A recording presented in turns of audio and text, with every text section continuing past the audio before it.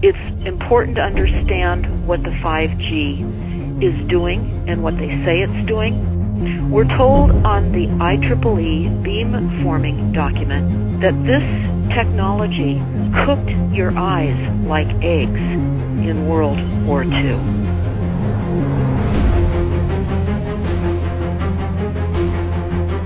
And you all need to understand these are military weapons. These are assault frequencies. If you garner nothing more than that, that's what you need to know. It's microwave radiation warfare, is what this is.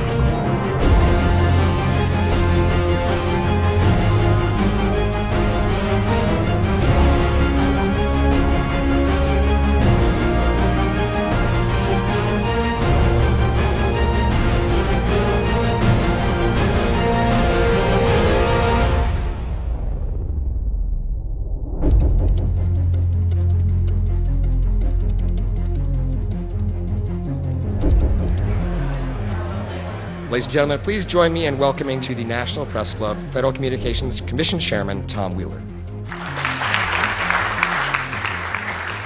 It's an honor to be here at the National Press Club. The first generation wireless, 1G, was voice. The second generation, 2G, allowed both talk and text. The third generation, 3G, the internet, in a limited way. And today's technology, 4G, completed that digital migration. But if anyone tells you that they know the details of what 5G is going to become, run the other way. This video is brought to you by the number 5 and the letter G. And pretty soon, everything else will be too. I have to tell people 5G is a killer. I'm Mark Steele. Anybody who hasn't heard me, I'm a weapons systems head-up display expert, one of the leading experts in the world. I've actually brought cover in relation to this, and the reason I became an expert was because I invented them. What I'm going to say to you today, do not believe a single word I say. Not one. I want you to do your own research.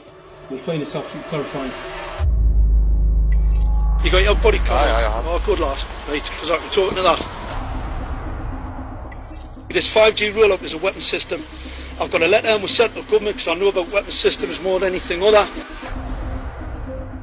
In Britain, in a place in the north of England called Gateshead, a scientist there called Mark Steele has been very publicly and actively warning people about the effects of LED streetlights, which he says in Gateshead are emitting now 5G.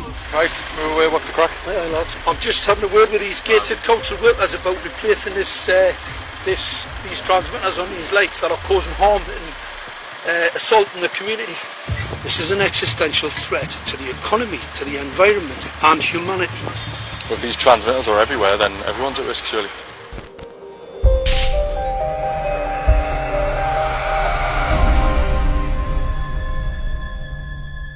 There's a lot of confusion about what 5G is. The G stands for generation. So you started off with the first transmitter system. Back in the 1980s. In the 80s, yeah. So you had 1G, then you had 2G. And as the generations moved on, you started to see more complex signal systems, cleverer pieces of antenna designs, etc., etc. So the whole thing became more data, quicker downloads, etc., etc.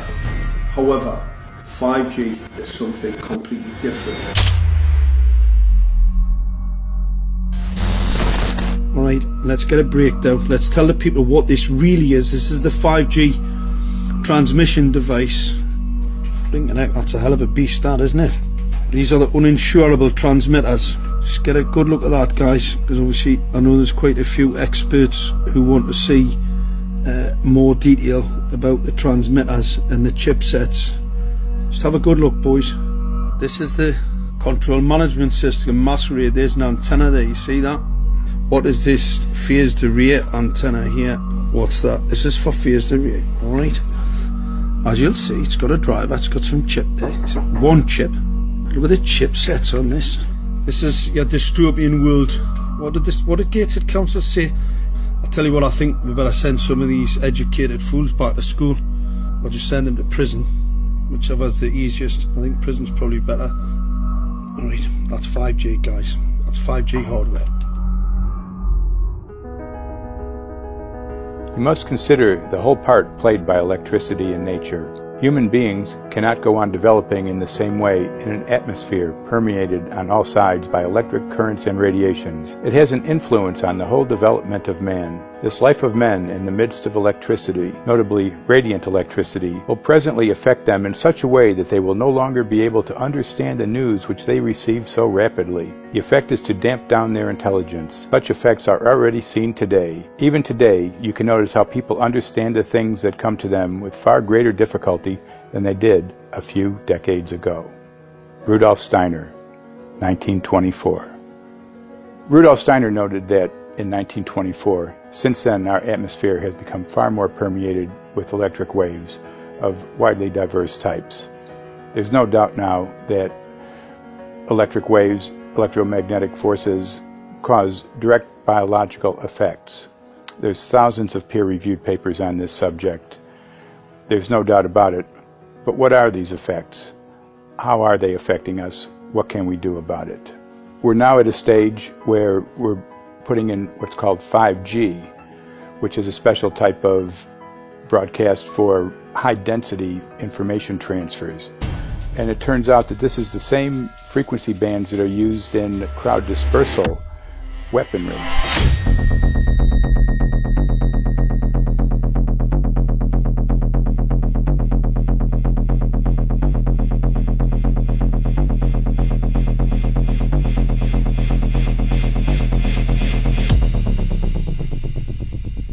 5G, first and foremost, is densification. So it's significantly more transmitters in close proximity to a human, and it is also a sophisticated, illegal, unlawful transmitter. What I mean by that is it is a high gain dielectric lens antenna, and what that allows 5G transmitters to do is to 3D map its environment in your home.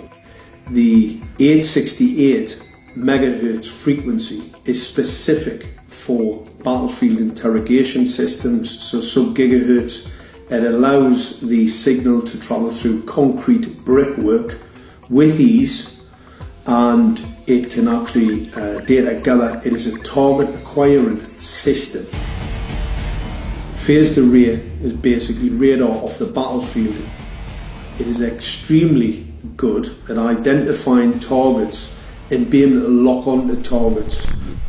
And not only that, it can specifically target you as an individual. So any judge sitting on an interesting case, let's say, any lawyer, any barrister, anybody doing any work that is potentially controversial, your life could be at threat. So the antenna design that you currently have on top of these LED streetlights, masquerading as a control management system, is basically battlefield interrogation equipment.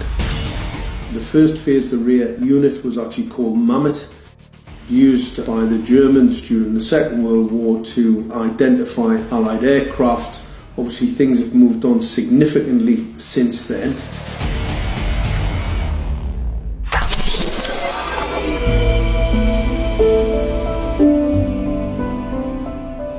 Well, I joined the Royal Navy in 1960, and I specialised in microwave warfare. Radar, obviously, which uses microwave, but they don't just teach you radar, they teach you all about microwaves and other uses. So I understood about microwave warfare and how it can damage people, how it can harm people. Microwaves then were used as weapons, as they are today. It is a perfect stealth weapon, and when governments don't like a group of people, For instance, the ladies who protest at Greenham Common in England about the American missile base they camped, they were microwaved. We microwaved Catholics in Northern Ireland to make them sick. It goes on all over the world, and it's a weapon that you don't know you're being targeted, because the dose is very, very low, which is actually more dangerous than a high dose. It's very, very low, and it may take a year or two, but you can cause neurological damage and cancers with low-level microwaves, and you can make all your opponents sick. It's a perfect weapon for a government. Our impulses are being redirected. We are living in an artificially induced state of consciousness that resembles sleep. Their intention to rule rests with the annihilation of consciousness. We have been lulled into a trance. They have made us indifferent to ourselves, to others. We are focused only on our own gain. Please understand, they are safe as long as they are not discovered. Keep us asleep, keep us selfish, keep us sedated. Almost immediately, I had neighbours knocking on the door, talking about children bleeding from the nose. I had images posted on Facebook. And one neighbour in particular came to my door and mentioned the fact that since the LED street lighting had been installed, she was bleeding from the nose every single night. I thought it was unbelievable. However, I spoke to another neighbour who lived not far from the first lady who mentioned this, and she also confirmed that since the LED street lighting had been installed, she also had started to develop nosebleeds and had never had nosebleeds before in her life. That then put me on a journey to investigate. I measured microwave radiation levels from the transmitters on top of the LED streetlights. The basic 868 megahertz, it was significantly higher than the current Council of Europe 1815 resolution, which is a maximum of 600 millivolts. I've measured up to over 3,000 millivolts. 5 to 6 times higher than the guidelines. Significantly higher than the current Council of Europe 1815 resolution, which states that 200 millivolts should be the maximum. The Bio-Initiative report states that it should be significantly less than that. So we've got the Council of Europe, that's, you know, the international criminal courts are stating that, you know, the learned judges have said that 200 millivolts, and I'm measuring in bedrooms in Gateshead, minimum 600 and up to 4,000. Does this mean that in 2020, 2021, when 5G is destined to roll out globally, that you're going to get those kind of readings everywhere all the time? Everywhere all the time. Worse than that? Worse than that. Yes, 5G will connect the Internet of everything. If something can be connected, it will be connected in a 5G world. Hundreds of billions of microchips connected in products from pill bottles to plant waterers, requiring massive deployment of small cells. We won't wait for the standards. Now, to make this work, the 5G build-out is going to be very infrastructure intensive. We must reject the notion that the 5G future will be the sole provenance of urban areas. The 5G revolution will touch all corners, and that's damn important. The interconnected world of the future will be the result of decisions we must make today.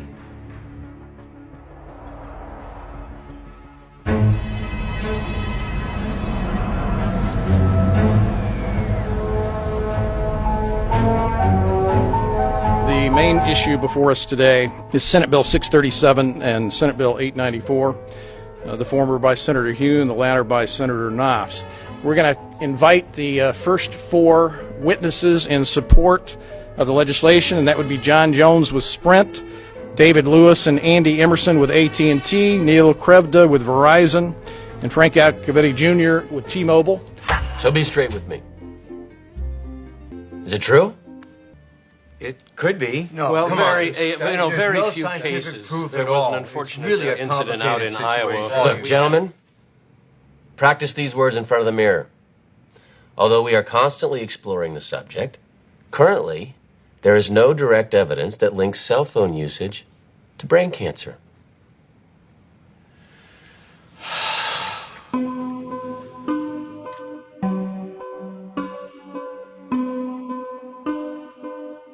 I'm Sharon Goldberg. I'm an internal medicine physician. I've practiced medicine for 21 years, and my background is mostly academic, internal medicine, hospital-based, clinical research, and medical education. I'm a certified Microsoft small business specialist. I worked on space station designing the cabling system for the airlock module, where I was responsible for EMI, EMC analysis, which is electromagnetic interference, electromagnetic compatibility. I am a professor in the Department of Epidemiology, Biostatistics, and Occupational Health, and I teach there both toxicology and health effects of electromagnetic radiation. My name is Daphne Tachover, and I'm the founder of an organization called We Are the Evidence. We are an organization that represents the many adults and unfortunately many children who have become very sick from wireless technology radiation. There seems to be a couple false Easter eggs being put out there right now. I want to make sure we dispel that right off the gate.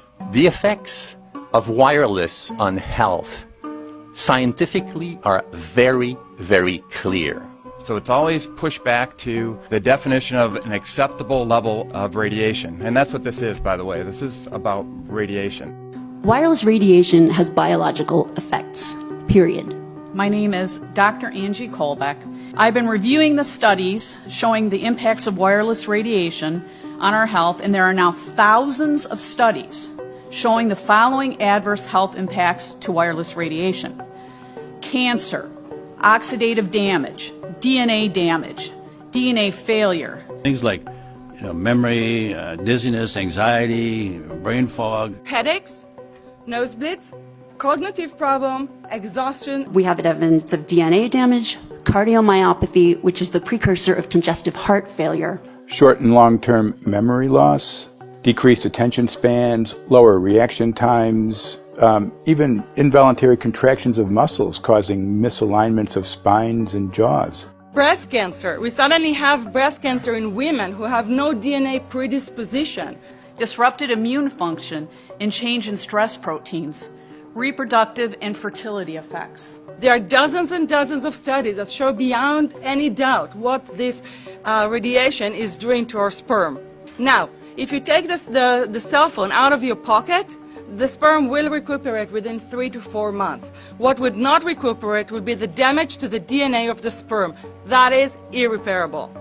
The wife of the ex-governor of Indiana was diagnosed with glioblastoma. Same brain tumor Ted Kennedy had and John McCain had. Did you look at John McCain's scar? This is a cell phone brain tumor. LeBron James, one of our sports people, had a salivary gland tumor.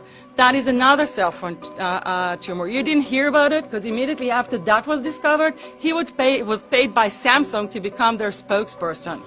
We are seeing increases in brain tumors.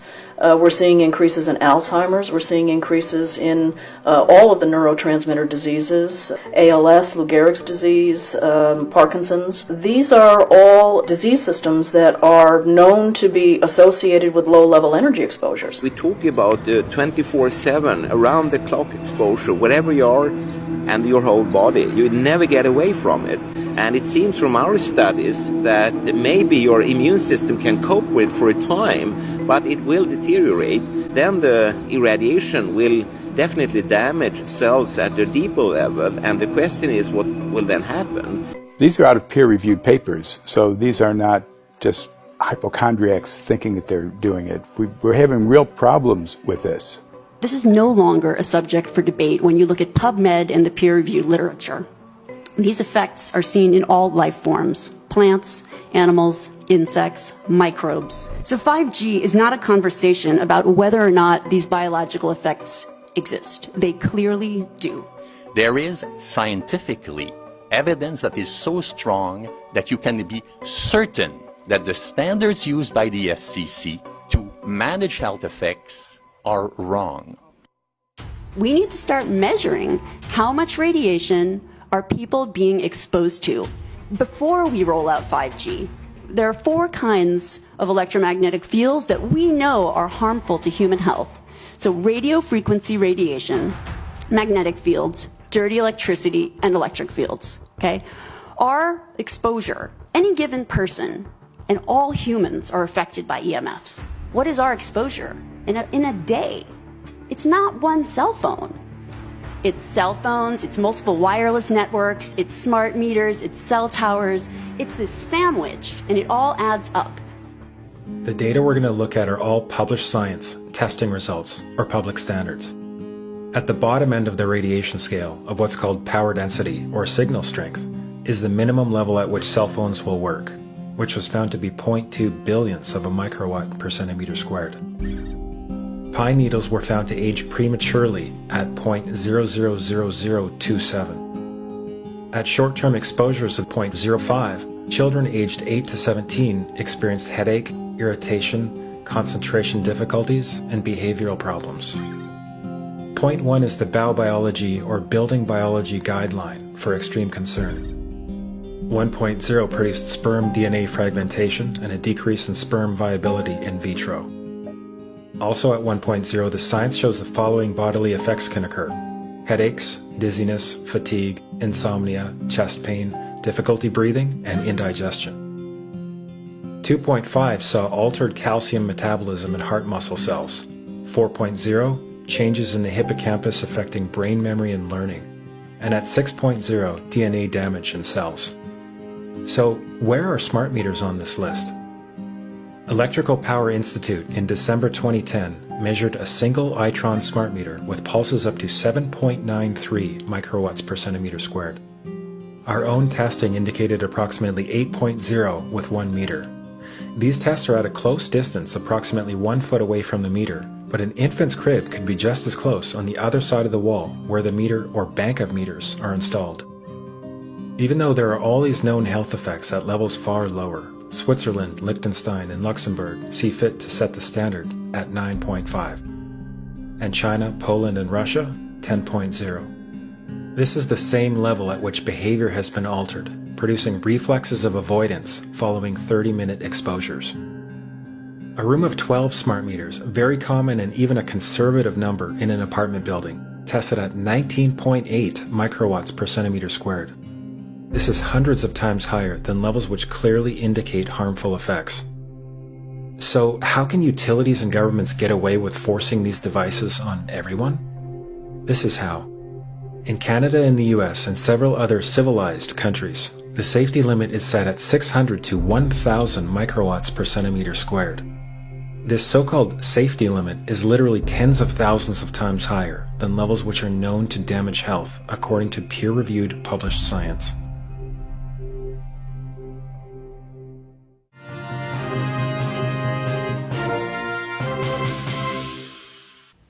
Faster, better, more reliable internet. That's the promise of 5G technology, but there is also the peril. Health hazards associated with radio frequency that is higher also and requires more transmitters and antennas. And the stark, simple fact is the health hazards are unknown and unstudied. And that is a sign of neglect and disregard on the part of the Federal Communications Commission that seems unacceptable. There have been no answers so far. The FCC basically has said everything's fine, but in order to reach a conclusion about the health and safety of this new technology, we need facts. Mr. Chairman, thank you for having this hearing. 5G, as you well know, also uses higher frequency waves that don't travel as far and will rely on a network of hundreds of thousands, potentially millions of small cell sites. And the question then is, are there any health implications, any public safety implications to those additional sites that are likely to be located close to homes, schools, workplaces, and closer to the ground, correct? Correct, Senator. Yes. So my question for you, particularly Mr. Gillen and Mr. Perry, how much money has the industry committed to supporting additional independent research? I stress independent research. Is that independent research ongoing? Has any been completed? Where can consumers look for it? And we're talking about research on the biological effects of this new technology. Thank you, Senator. I think, thank you for your focus on the issue. Safety is paramount, and as you alluded to, we rely on the expert agencies, we rely on the findings of the FDA and others as to the requirements to keep all of us safe. There are no industry-backed studies, to my knowledge right now. Happy to visit with you as to what opportunities you think there needs to be more studies, and we're always for more science. We also rely on what the scientists tell us. So essentially, the answer to my question, how much money? Zero. I can certainly follow up with you, Senator. To my knowledge, there's no active studies being backed by industry today. Anybody else know of industry commitments to back research, fund it, support it, to ascertain scientifically the health effect? No, I'm not aware of any. So there really is no research ongoing. We're kind of flying blind here, so far as health and safety is concerned. Thank you, Mr. Chairman.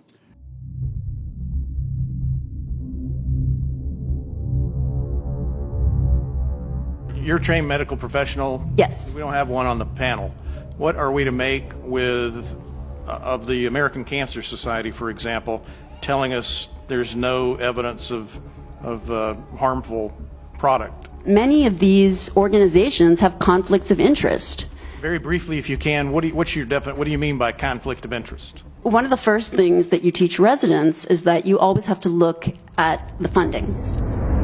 There's a tremendous amount of sponsored research by people who are hired to do studies to find no effect. And that's plagued this field in a number of countries. The radio frequency radiation work that we did was supported by Motorola. The relationship was really very cordial and very stress-free, but only up until we started generating data. These folks were very, very upset and began to talk about how are they going to handle this, what sort of spin can we put on this, what can we expect from this, and from that point on the relationship changed. What we saw was that Motorola began to exert more and more control over the work, telling us what to do, telling us how to write abstracts, what to say in the abstracts, what to say in the papers, how to do the work. No, don't do this. Yes, do it this way. This was unacceptable. I had completed our study of DNA damage, and I submitted the final report to Motorola. They simply weren't willing to accept my interpretation of my study, my evaluation of my study, my knowledge of science at that point, and tried to urge me not to publish the study. Did you hear about people coming to you as far as having complaints about illness? We were made aware of health complaints following installation of smart meters, and we wanted to verify this using our field work. So I measured the field of about 30 different people while they stood 1 foot in front of the smart meter, and in every single case, the human energy field was obliterated as they stood in front of the smart meter. So in our first slides, what we see is normal cells, and the structure of the cells is intact and sound. This is what we would expect from a normal sample. So after 2 minutes of exposure in front of the smart meter at about 1 foot away, we see a totally different story. Sample 1, you can see a lot of degradation in the cells. The cell walls have been broken, and you see changes in the cells which are called mycoplasma. It shows a mutation to the cell. In the second sample, we see a different type of degradation to the cell membranes. You can see a corrugation here. This is called bottle cap formation. and it's known that this occurs due to oxidation or exposure to free radicals. So this third subject, when we did her sample, she had to be pulled away from the meter after 45 seconds because she complained about an increasingly severe headache. And here you see a phenomenon called rouleau, where the red blood cells are stacking up, which makes it very difficult for the blood to deliver oxygen to the tissues as they would be their normal function. Every single one of these is a degradation. Every single one of these shows a trauma to the blood cells, and that came from something, and the only variable was the smart meter. The good news in all this is the patient and the blood can return to normal once they have been removed from the influences of these stressors.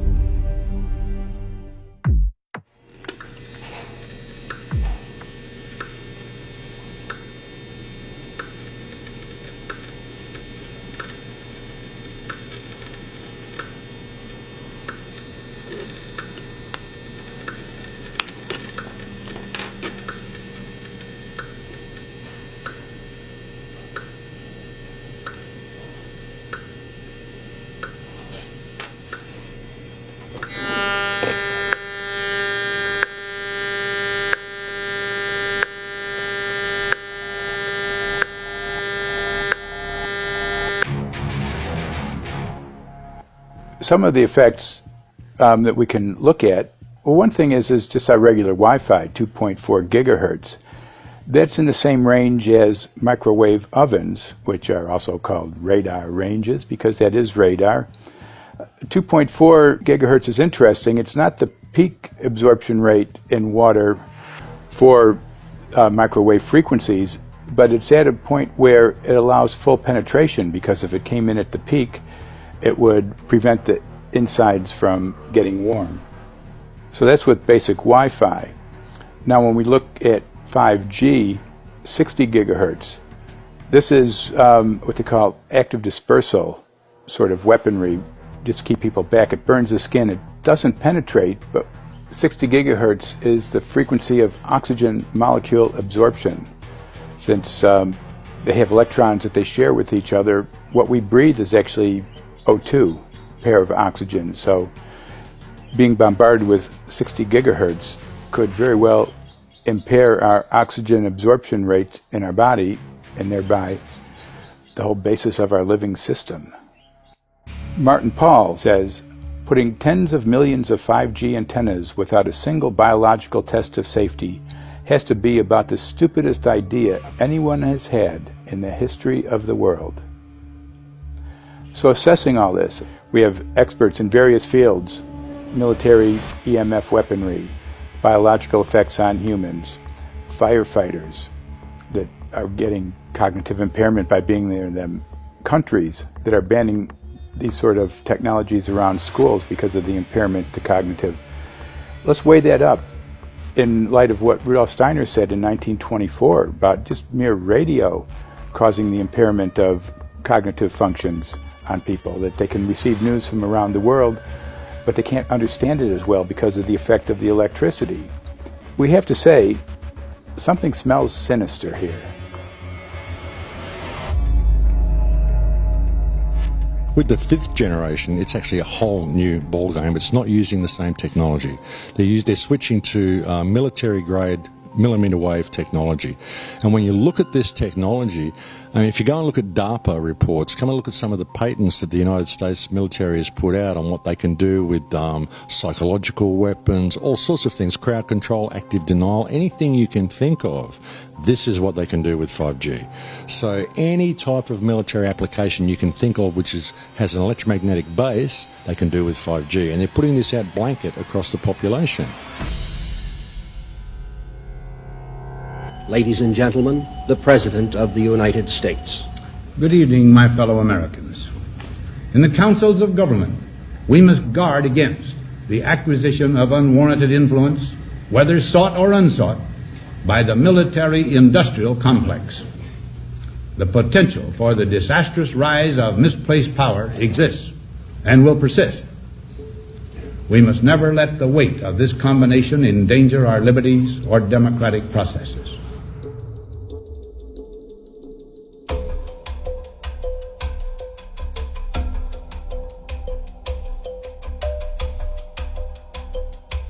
The FCC is a capture agency. They probably conducted what I believe to be the biggest fraud on the public ever conducted. The FCC has been described by Harvard University's Center for Ethics writer Norman Alster as the most captured agency in D.C., acting more as an industry cheerleader than a regulator. This is especially true today with 5G, where there are serious safety concerns and potentially misleading information coming from the FCC. For example, the previous chairman of the FCC is Tom Wheeler. He was the head of the Wireless Lobby Association for 14 years. Now remember, Obama told us there would be no lobbyists in his administration, so he took the biggest lobby and put him as the head of the FCC. And that's damn important.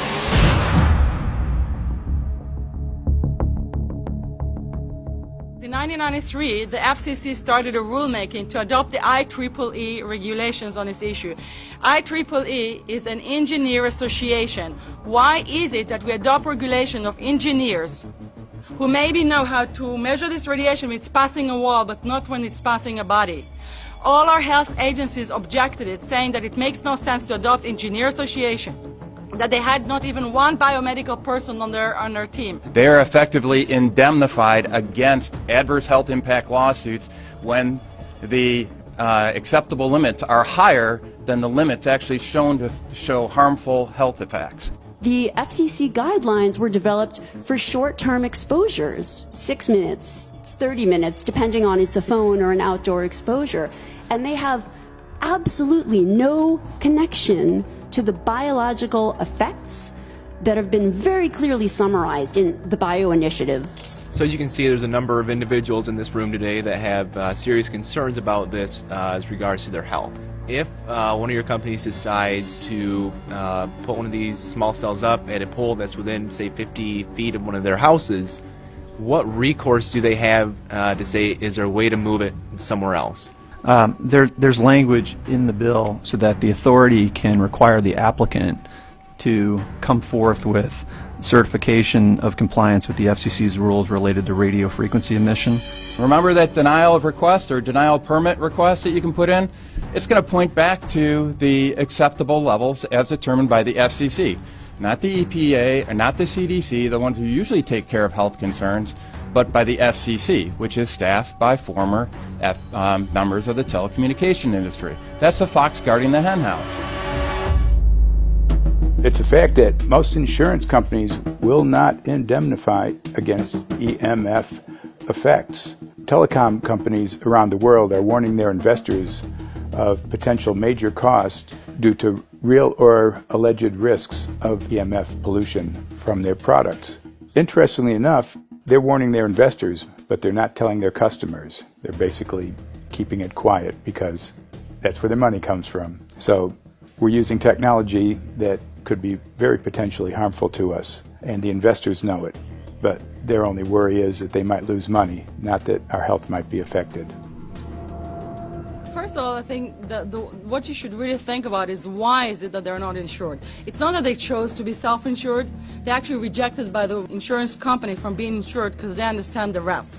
And so the insurance companies, the big insurance companies, will not insure the telecommunication? So there's insurance companies, and then there's what's called secondary insurance companies. Secondary insurance companies are the insurance companies that insure the insurance companies. So in an event, an insurance company, let's say I insure Verizon, and it may not be able to meet the claims, then the secondary insurance company is kicking in. Like Lloyd's of London? Sorry? Like yes, Lloyd's of exactly. London? So two leading ones would be Lloyd's of London and Swiss Re.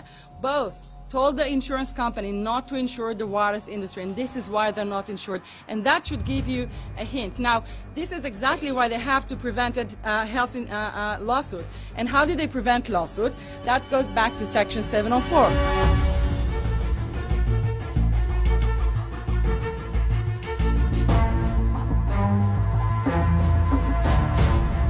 Section 704 was passed in 1996. This is how our rights in regards to health were taken away by the wireless industry.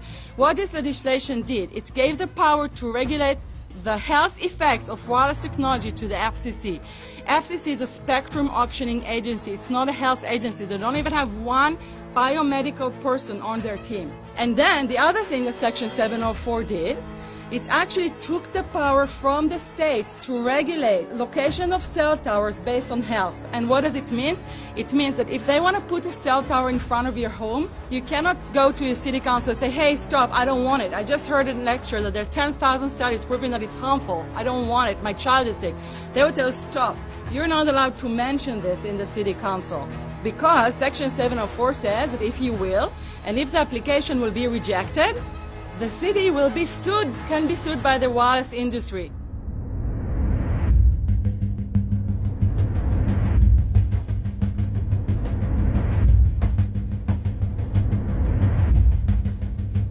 A major U.S. government study on rats finds a link between cell phones and cancer. Very first government study linking the radiation from cell phones to cancer. Two-decade, $30 million federal study out today found there is some evidence of a link between cell phone radiation and brain cancer.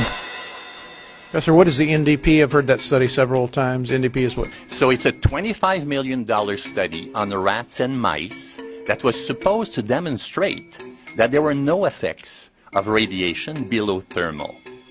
And in fact, it demonstrated exactly the opposite. And it follows on the heels of two major studies on animals that said exactly the same thing. And that study was designed perfectly to make sure that it cannot be challenged, that there will not be any doubt. That's why it took them 14 years. That's how they prevented discussion of health. And why do they want to prevent discussion of health if there's no problem with health? Simply put, FCC is completely unprepared, unable, and possibly unwilling to oversee 5G for safety, even as it barrels toward us. They are falling back on tired definitions and panaceas long since disproven by science. To make matters worse, recent FCC rulings and numerous industry-friendly bills passed at state and federal levels between 2016 and 2018 removed the last vestiges of local and state review over infrastructure siting, just when we need it the most. When those first studies were performed years and years ago, nobody knew about the importance of the microbiome, the role of the microbiome and the immune system, and even less the role of the microbiota inside our brains, that is, the microbes that are normally resident inside our brains, whose influence on brain function is nothing but immense. And you may think, well, who cares about the microbes?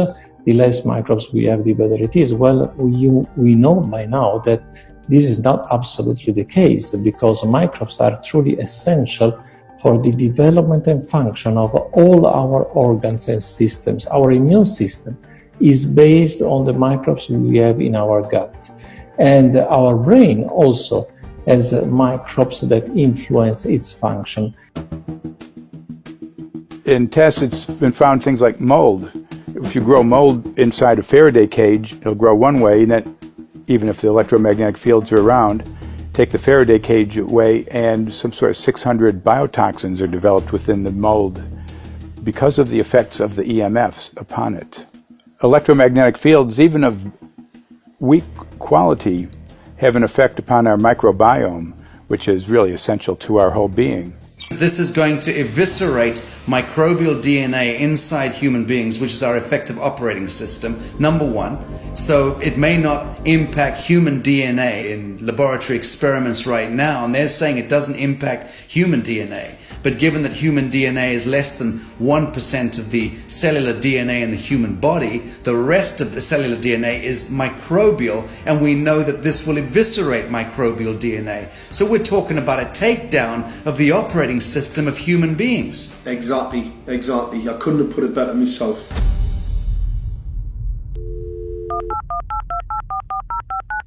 John Brandt.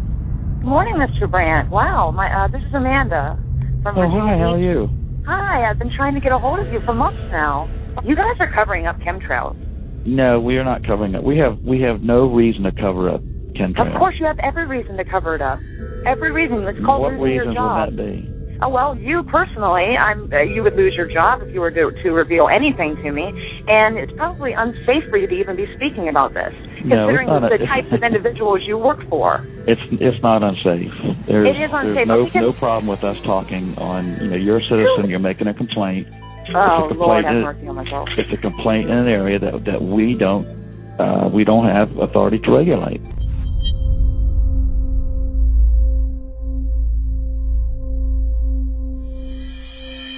So the connection between chemtrails and 5G.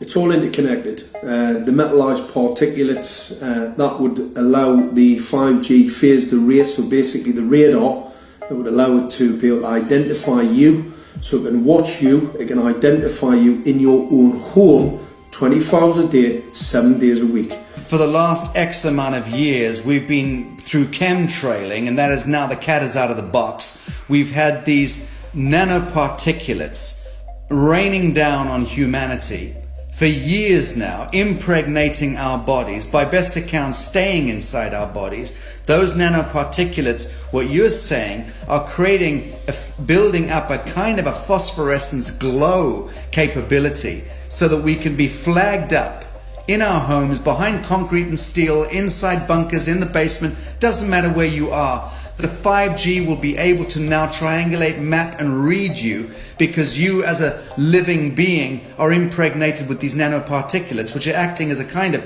transmission and reception technology. It's exactly, absolutely exactly. You have to consider that DNA also works as a fractal antenna, which is able to send and receive and also to process signals under the form of radio frequencies. Well, then there is no doubt that artificial radio frequencies, such as those of cell towers, and in particular these new types of towers that have a much higher density of signals, they may somehow interfere with the ability of DNA to retain and transmit biological signals. So this is one level of danger that very few biologists are aware of.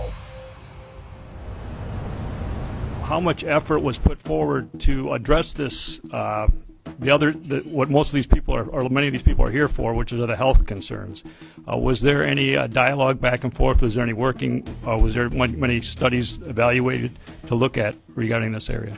Maybe not every person that has concerns on the legislation was brought to the table. Okay, so from your perspective, you feel that there was a legitimate amount of time to evaluate the data that the opposition would have on this? Absolutely, and I wouldn't put forth something that I didn't believe in. And I'll tell you, as I mentioned earlier, and it's been commented several times amongst the panel here, this is truly an economic development issue. Our 3-year-old, again at home, is outraged when we pull out the driveway and he's not able to access Wi-Fi.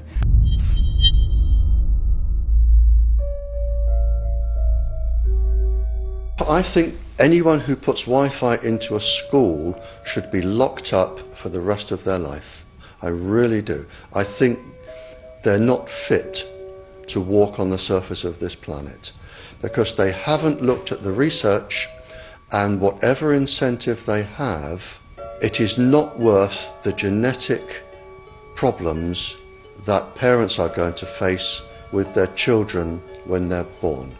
France has banned Wi-Fi in nursery schools and put warnings out for regular schools because they're finding there's impaired learning capacity in children when they're around Wi-Fi.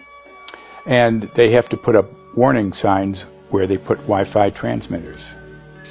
When I got sick and I learned that they're putting Wi-Fi in the schools in Israel, I was very sick at the time, but I could not tolerate the thought that children in the schools will become as sick as I have. And after a few months of correspondence, I submitted a Supreme Court case in Israel to ban the use of Wi-Fi in the schools and replace them with wired network.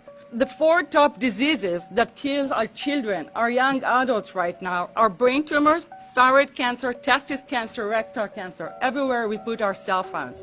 And a lot of our children are sick and they're being misdiagnosed and mistreated because the wireless industry has put billions and billions of dollars in the past 30 years to mislead the public as to the health effects and keep the public uninformed.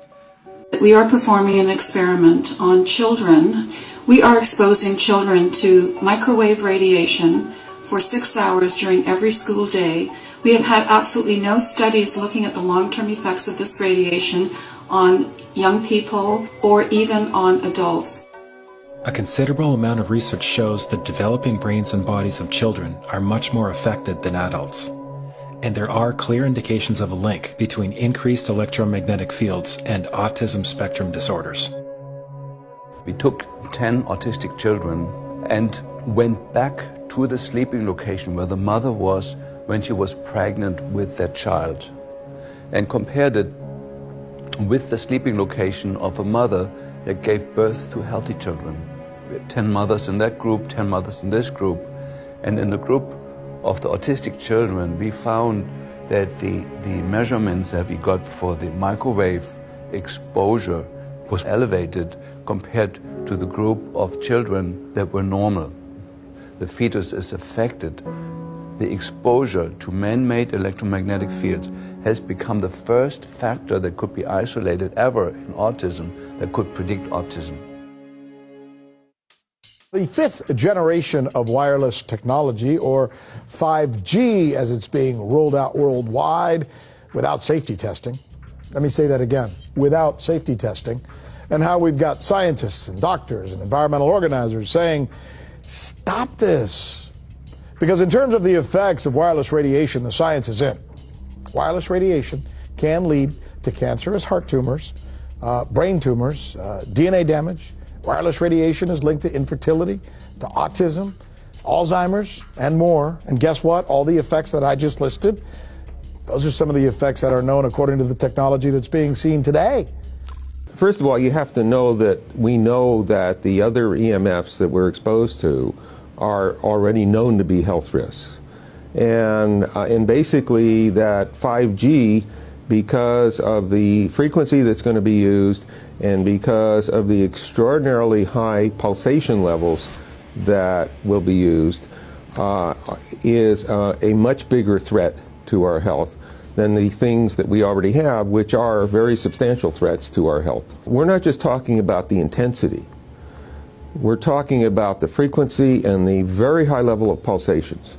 There's a huge literature which shows that pulsed EMFs that pulse up and down very rapidly, are in most cases much more biologically active than our non-pulsed EMFs. Every single wireless communication device communicates via pulsations, but the industry completely ignores this issue.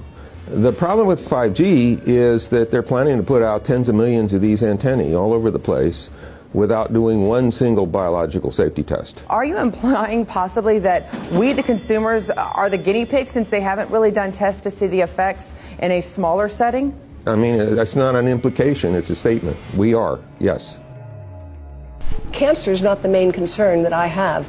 I'm really concerned about sperm count and about effects on pregnancy. How many of you know that 1 in 6 American couples is unable to have a child when they want to?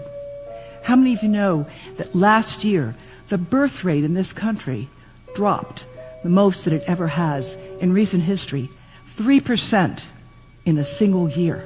People look at the sperm, and people use cell phones, and the sperm, usually sperm swim, and they swim straight.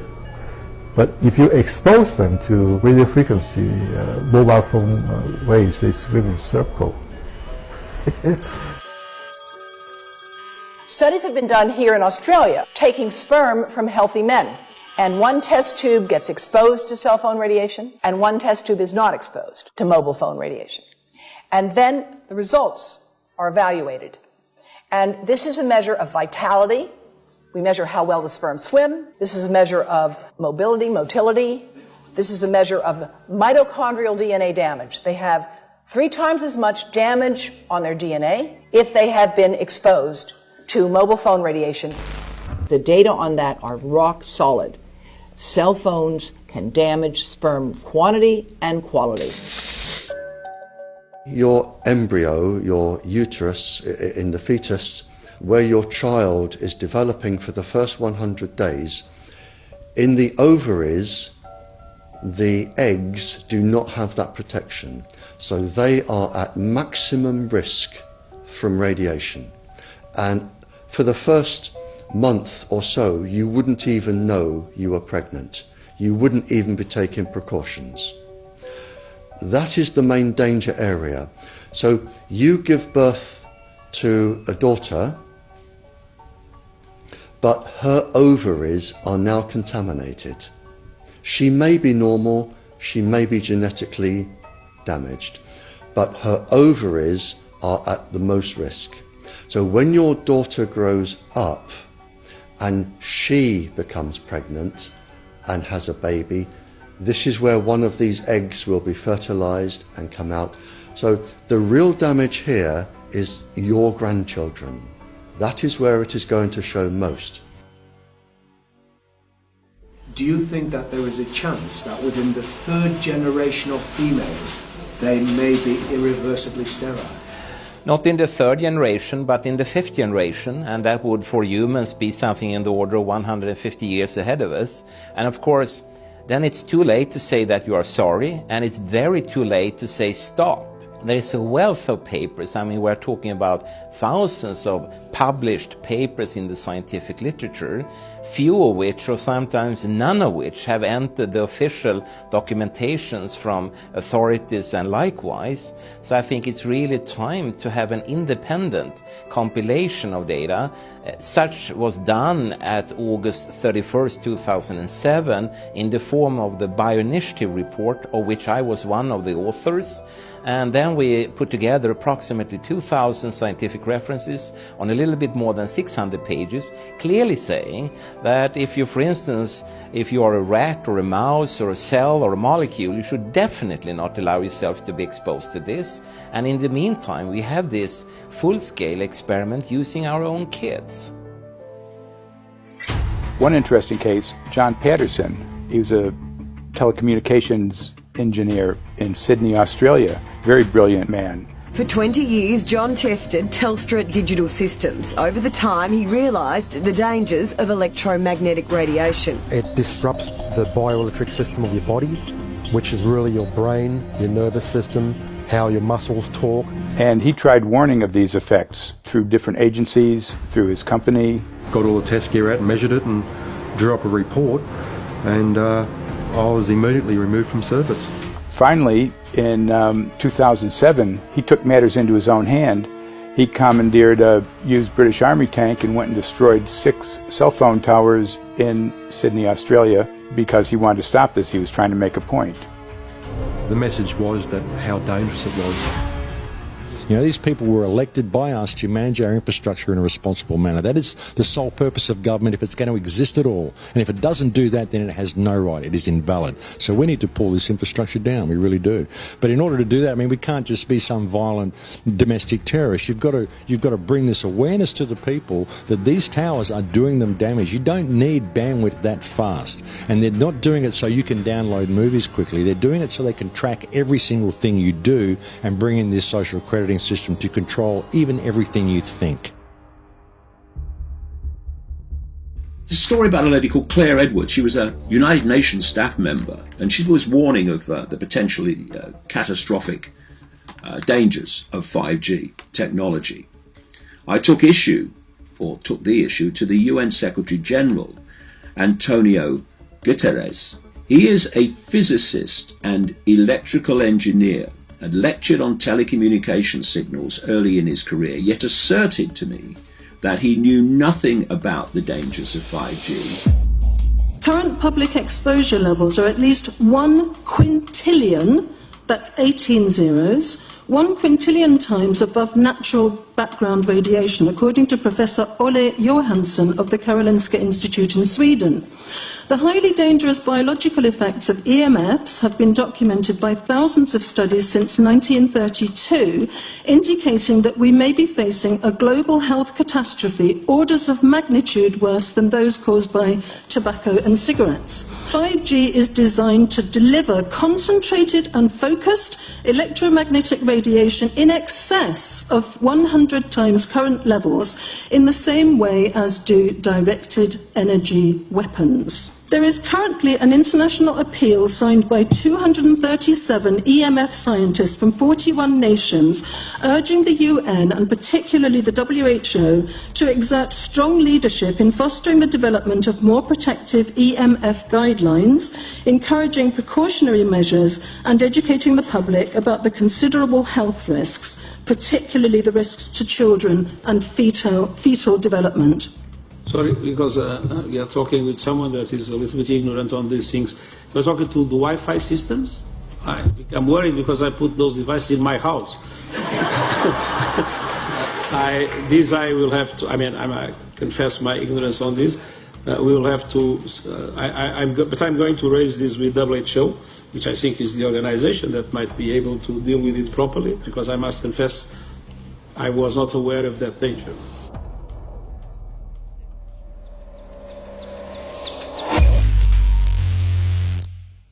In 1996, when the Telecommunications Act was passed, in it was a provision essentially that kept local officials from addressing health issue concerns when approving or not approving a cell tower. So that's correct. But then something new is happening. We've talked a lot about it on the Solari report, thanks to Jason Bogdan-Smith and his website EMF Warriors. But this is new. This is very, very new. So you're basically, sending out an appeal on something that in one sense hasn't happened yet. This is not just an incremental change. This is a big step up.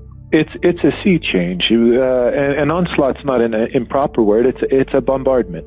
So instead of a cell tower 1 mile or 2 miles from you and you still have cell phone service, we're going to have antennas every block, and some poor soul is going to have one mounted to a utility pole maybe less than 20 meters from their home.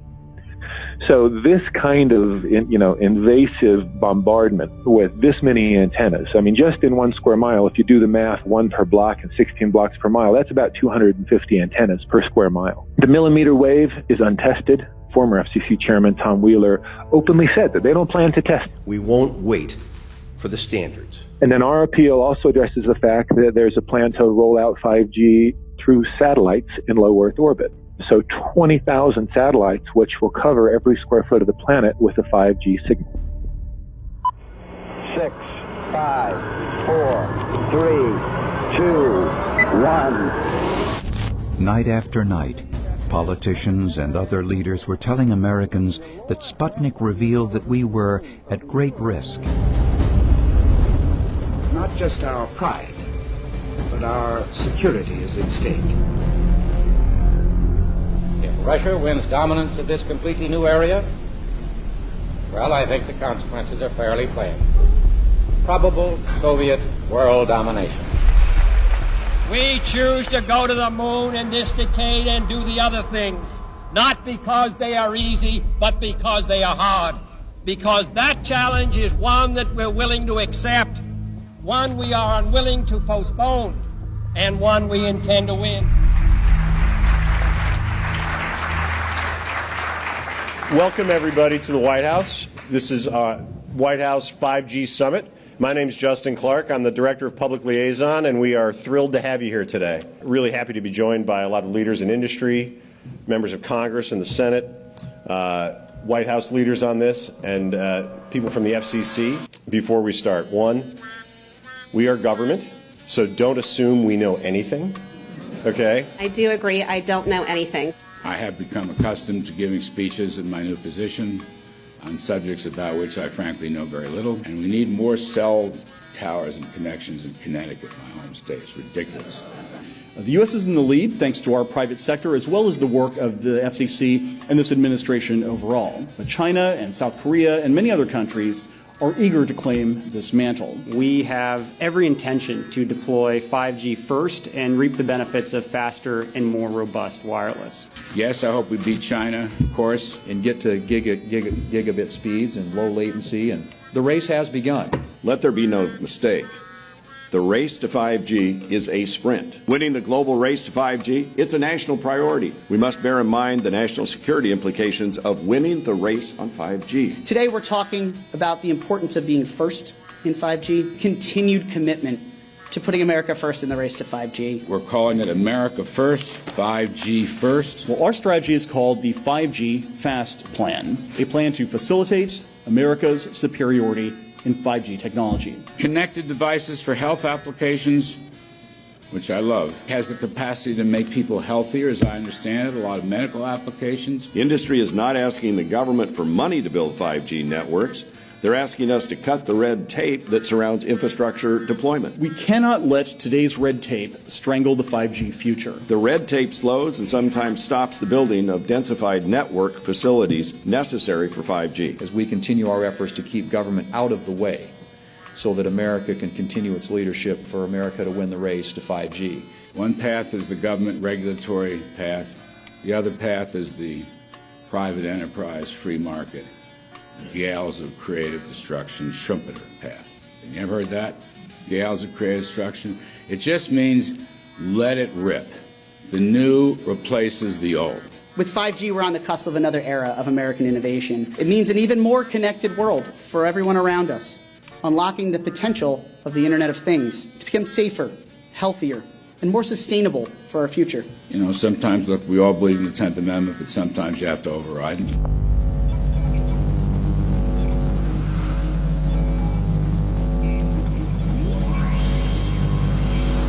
By the way, the 1996 bill permits that kind of override. We're not here to be completely heavy-handed, but sometimes you got to do what you got to do. And some of these states or cities that don't want to cooperate want to shake us down. We can't allow obstacles and barriers to stop this movement. That's all.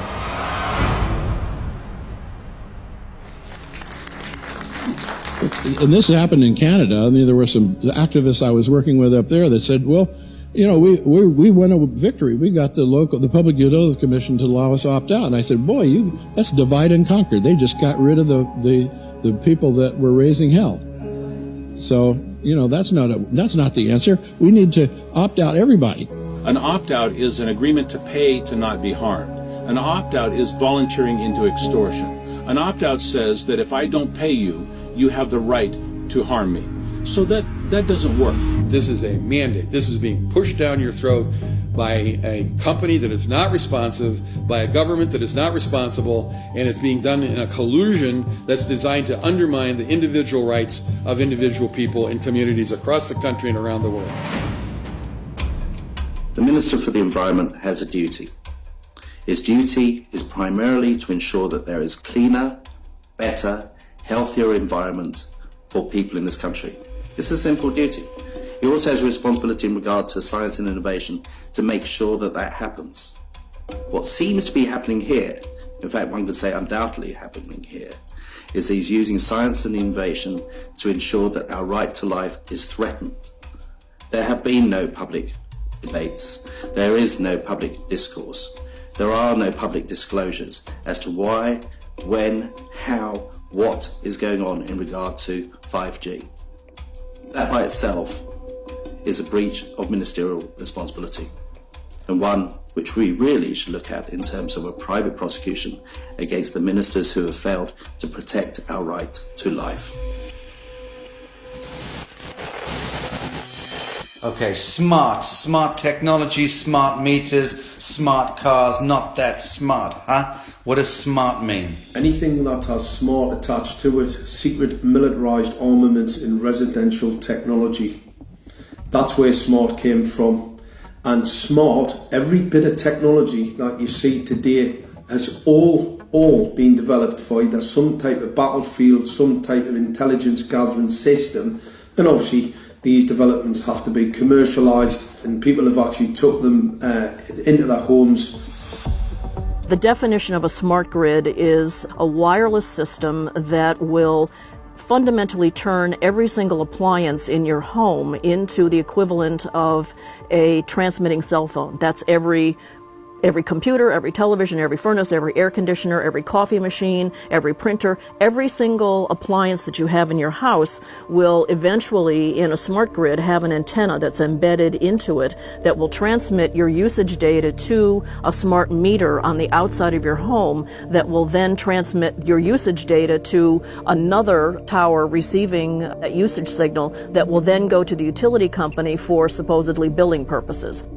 Not all signals will just be about your individual use. There will be aggregate meters that will bounce signal from house to house to house within a neighborhood that will then accumulate all of the usage data that will transmit that to the utility company. Now, what that will do is that the end metering system that is transmitting all of that data will be firing an RF signal at many, many times a second, which will increase the average homeowner's radio frequency radiation exposure exponentially.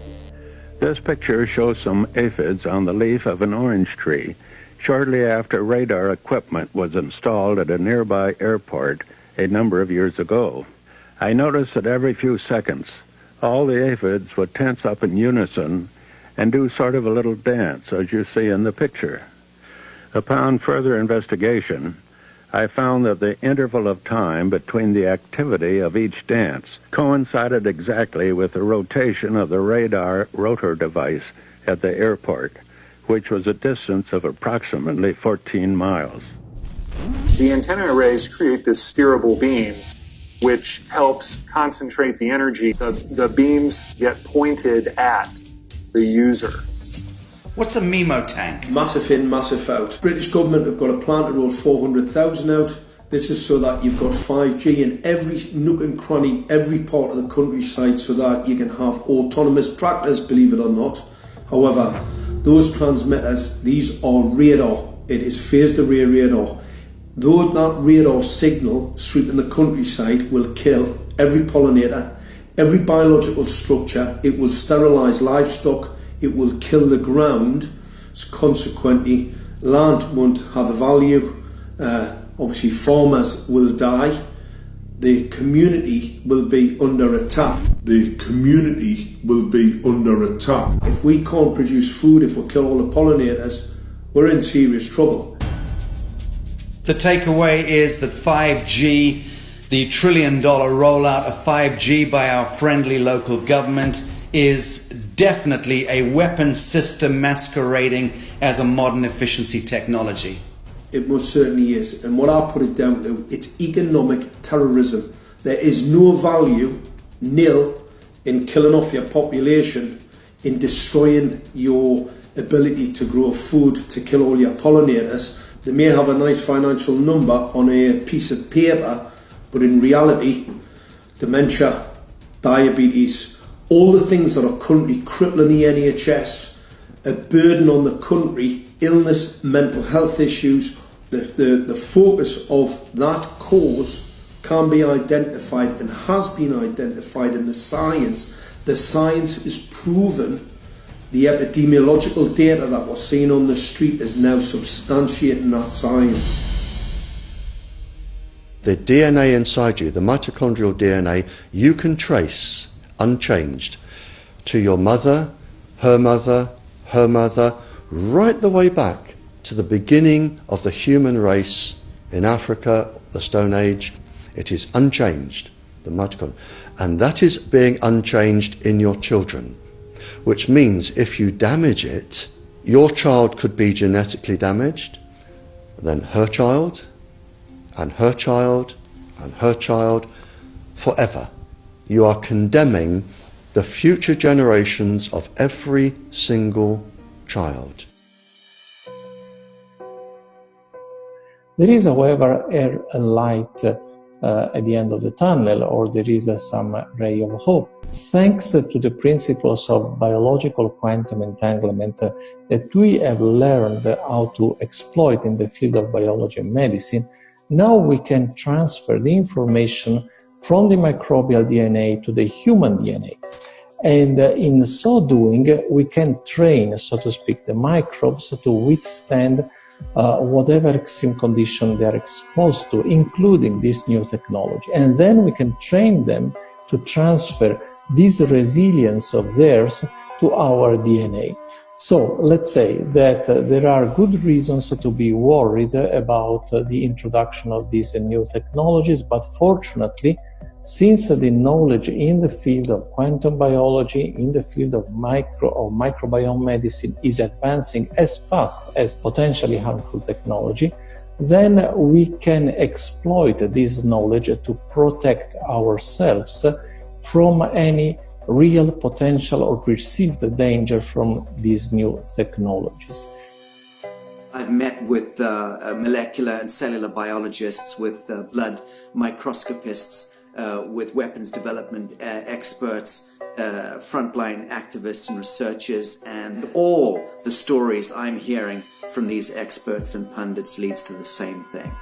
5G is almost certainly the end game. It is an extinction event brought into our homes, into our classrooms, onto the high street, into the very cells and DNA in our human bodies. It is such a perilous threat that it is almost impossible to imagine, let alone describe. When the 5G signature goes live, it will tap into a multitude of satellites which are in geosat orbit around the surface of the Earth. Millions of surface antennas will pick up that signaling and will then scatter the signaling into hundreds and hundreds of millions of different micro antenna systems set up on street lamps and even in your home, which you're not aware of incidentally. The LED light bulbs in your home invariably contain the micro or nanotech lens flare capacitors which will receive the 5G signaling, and it will proliferate the 5G signaling everywhere by exploding the signal into billions of photons which will target everything all at the same time. This is stealth technology. This is invisible science. But what it means in simple terms is that you will be flagged up, visible, trackable inside your own home. Anywhere you move on the surface of the Earth, they will have a lock and load tracking capability over you. You will be visible to invisible masters, each one of us, all the time. Today, our governments and the corporate sector have managed somehow to infiltrate the mainframe of our civilization and are pushing through a $20 trillion infrastructural rollout without any, and I mean without any, health science running behind it. There have been no tests. Your government and your health authorities are either in collusion on this matter of genocide and ecocide, or they're just damn stupid, and I would suggest it is the latter. Shame on the technologists and the electricians who are furthering this technology in our homes, in our offices, in our streets. Shame on the legislators and the parliamentarians and the troglodytes and bureaucrats that proliferate our society today. Shame on that echelon for putting their signatures to contracts which allow the fast tracking of this technology into our homes and onto our high streets. Shame on the parliamentarians and international leadership whose wet ink signatures and seals of office are sanctioning and permissioning the rollout of something which is arguably the greatest threat to humankind. Shame on each one of us who now fail to get up out of our homes, walk out of our front doors and challenge every so-called authority who dares to violate our bodies, our homes and our future generations.